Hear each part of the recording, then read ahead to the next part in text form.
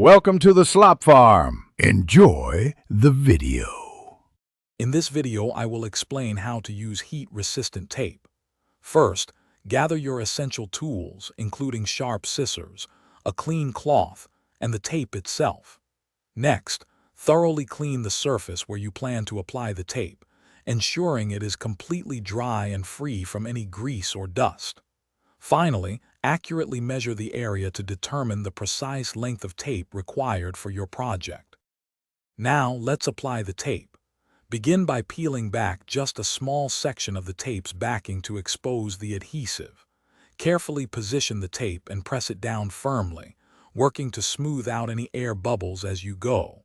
For optimal coverage and a secure seal, overlap each new layer by about 1/4 to 1/2 of an inch.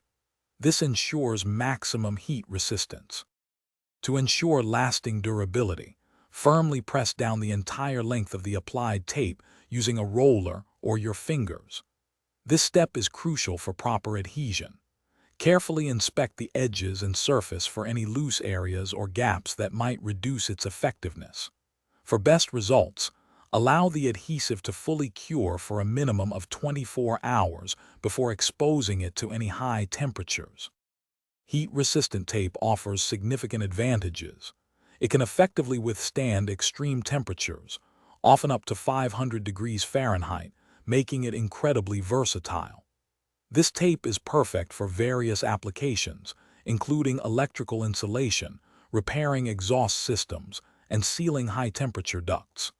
It provides excellent thermal protection, efficiently preventing unwanted heat transfer and ensuring safety. Thanks for watching. Consider subscribing if we helped you today.